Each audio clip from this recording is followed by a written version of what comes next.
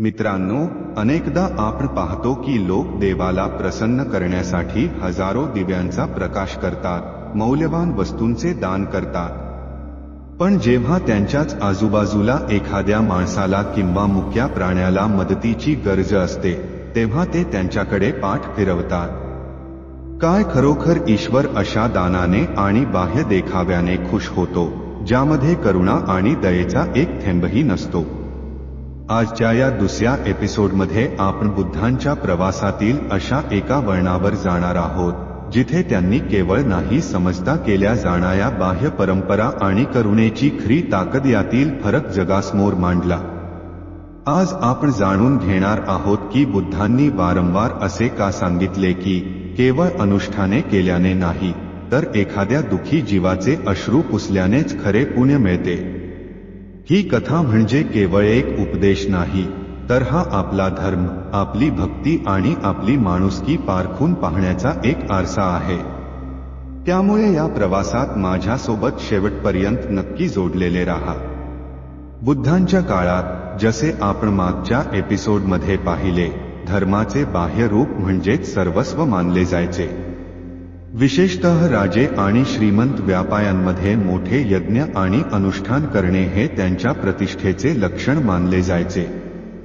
जेवढे मोठे अनुष्ठान, तेवढा मोठा सन्मान. जेवढे जास्त दान, तेवढे जास्त पुण्य. हजारो दिवे लावले जायचे, दुर्मिळ फळे आणि फुले वाहिली जायची, आणि मौल्यवान तूप तसेच अन्न अग्नीत अर्पण करून असे मानले जायचे की हे थेट देवापर्यंत पोहोचत आहे. लोकांच्या मनात हा विश्वास खूप खोलवर रुजला होता की जर आपण ही मोठी पूजा केली, तर देव प्रसन्न होतील आणि आपला व्यापार वाढेल. आपली सर्व पापे धुतली जातील आणि मेल्यानंतर स्वर्ग मिळेल. पण या सर्व झगमगाटाच्या मागे समाजाचे एक कटू सत्य दडलेले होते. त्याच समाजात गावातील गरीब लोक उपाशी राहायचे.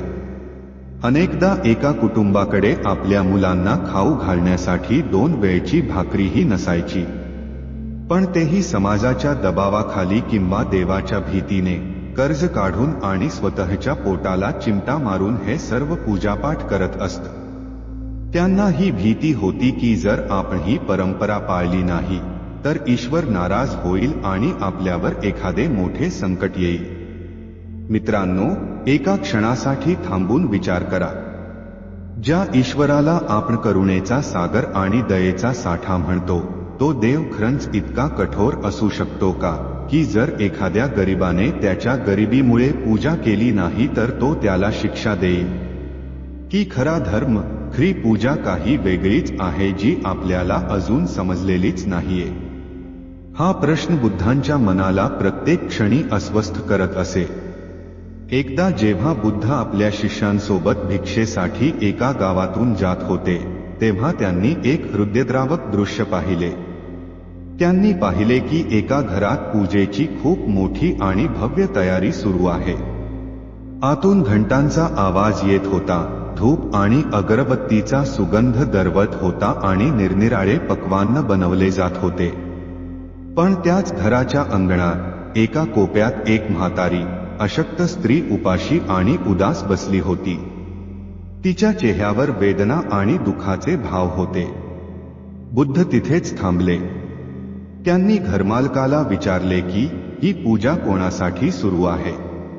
घरमालक मोठ्या अभिमानाने म्हणाला, भगवन, ही पूजा आम्ही आमच्या कुलदैवतासाठी करत आहोत, जेणेकरून ते प्रसन्न होतील आणि आमच्या घरात सुखशांती राहील.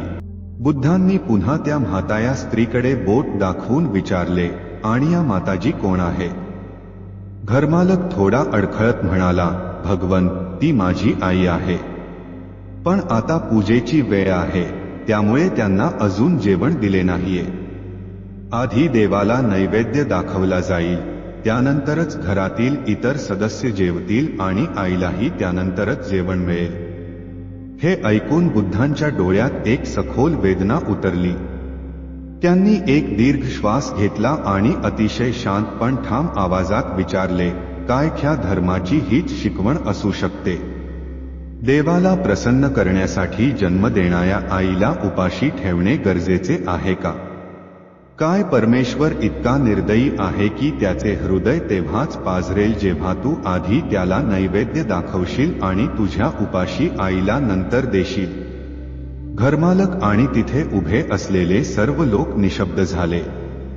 त्यांच्याकडे कोणतेही उत्तर नव्हते. तेव्हा बुद्धांनी त्यांना अत्यंत प्रेमाने समजावून सांगितले, जर या जगात साक्षात कोणी देव असेल तर ते तुमचे मातापिता आहे, ज्यांनी तुम्हाला जन्म दिला आणि वाढवले. जर ईश्वर कुठे वास करत असेल तर तो करुणा आणि प्रेमात वास करतो. परमेश्वराची हीच इच्छा असेल की तुम्ही आधी तुमच्या घरातील जिवंत देवतांना, मातापित्यांना आणि त्या भुकेल्यांना खाऊ घाला ज्यांना अन्नाची खरोखर गरज आहे. ईश्वर तुमच्या हातांनी केलेल्या बाह्य उपचारांनी नाही, तर तुमच्या हृदयातील करुणेने प्रसन्न होतो. त्या दिवशी त्या घरातील लोकांना समजले की ते धर्माच्या नावाखाली नेमकी कोणती चूक करत होते. बुद्धांनी आपल्या प्रवासात हे वारंवार पाहिले की बाह्य प्रथांनी सामान्य आणि गरीब लोकांच्या जीवनावर एक खूप मोठे ओझे टाकले आहे. ते विचार करायचे की जर आपण ही विशेष पूजा केली तर आपले दुःख दूर होईल. पण ती पूजा करण्यासाठी त्यांना कर्ज घ्यावे लागायचे आणि त्या कर्जाच्या ओझ्याखाली ते आणखीनच दुःखात बुडून जायचे. बुद्धांनी पाहिले की हे संपूर्ण चक्र एक मायाजाल बनले आहे. गरीब माणूस भीती आणि आशेपोटी पूजा करत राहिला, पण तो गरीबच राहिला.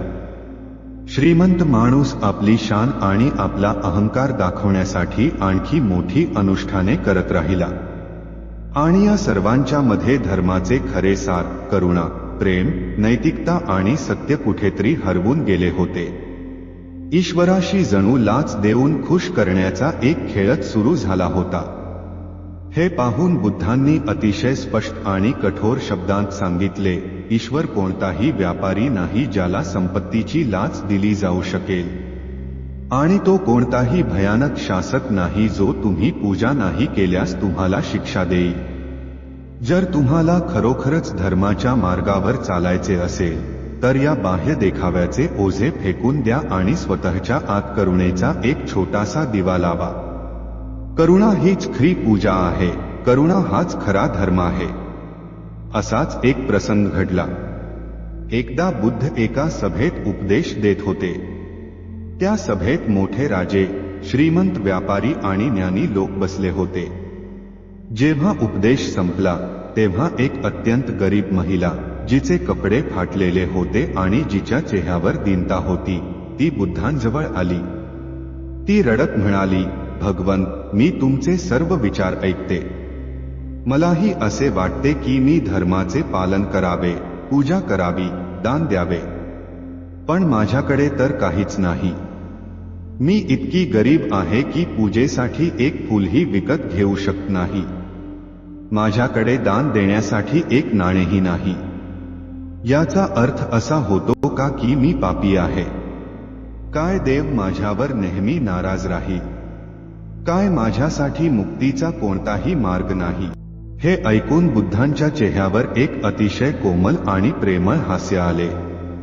त्यांनी त्या महिलेला आपल्याजवळ बसवले आणि म्हणाले, नाही माते, तू अजिबात पापी नाहीयेस.